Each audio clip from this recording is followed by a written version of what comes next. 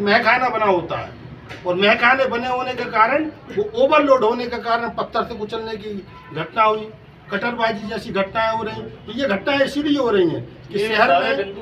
हाँ, अच्छी बात है, आप सुन रहे हो, हम आपको धन्यवाद देते हैं, आप सुन रहे हो और इनको जो है आप करिए। रात में थोड़ा सा गश्त बढ़ जाएगी तो बहुत लोगों में भय व्याप्त होगा। बहुत बहुत धन्यवाद। जन आए थे आज ये ज्ञापन देने, किस संबंध में ज्ञापन दिया गया और क्या मांगे आपकी? ये ज्ञापन इसलिए दिया गया कि जिस तरीके से शहर का लॉ एंड ऑर्डर बिगड़ रहा है, 2 दिन में 4 कटरबाजी की घटना आई। शिमला होटल के बाद घटना होने के बाद 11:30 बजे फिर घटनाक्रम हुआ। परसों हमारे चौरसिया समाज का एक व्यक्ति जो अपना समोसे बेचकर पेट पालता था, उसकी हत्या हुई और पुलिस मूक दर्शक बनी बैठी है। पिछले समय से हम ज्ञापन और सूचना देते आ रहे हैं, जुआ सट्टा शराब का व्यापार बहुत आगे बढ़ता जा रहा है और पुलिस तमाशा बनी बैठी है।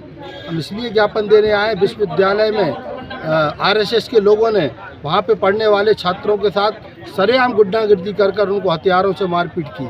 हम इसलिए आए, शहर में महिलाएं दबी जबान में बोल रही हैं कि ये जंगल राज बन चुका है सागर सबसे सुरक्षित शहर देश में माने जाने वाला आज क्या हो गया इस शहर में कि भारतीय जनता पार्टी के राज में, नगर विधायक शैलेंद्र जी के राज में ये बिल्कुल यहाँ पर हत्या का क्रम नहीं रुक रहा, लूट का क्रम नहीं रुक रहा, चोरी का क्रम नहीं रुक रहा, लोगों को 420 का क्रम नहीं रुक रहा, कटरबाजों का क्रम नहीं रुक रहा, जुआ सट्टा शराब का व्यापार फैल रहा है।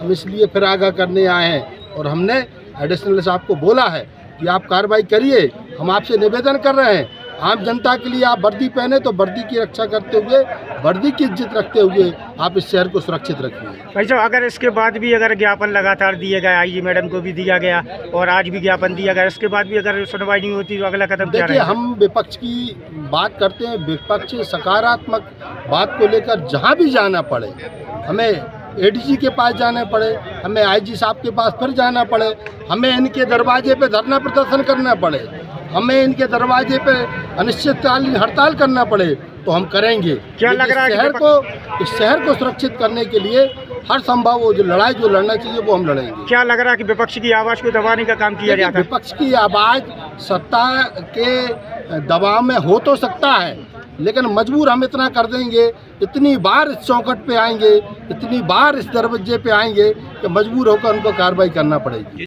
देखो साहब, इसमें ये सीधा कि विश्वविद्यालय परिसर के अंदर जनरल आदमी को जाना मना है, लेकिन जिस तरीके से गुंडे तत्वों ने जाके सरेआम वीडियो वायरल है, आपके पास भी वीडियो आए हैं, लेकिन आप ये मान लीजिए कि आज दिनांक तक उनकी गिरफ्तारी नहीं हुई। दूसरा मैं ये भी कहना चाहता हूँ, उसके सर में इतनी चोटें हैं कि उसकी मेडिकल रिपोर्ट फिर से बनना चाहिए और मेडिकल रिपोर्ट के आधार पर कार्रवाई होना चाहिए, ना कि वो लोग मीडिया में सारा इंटरव्यू दे रहे हैं कि हम सब कुछ कर लेंगे।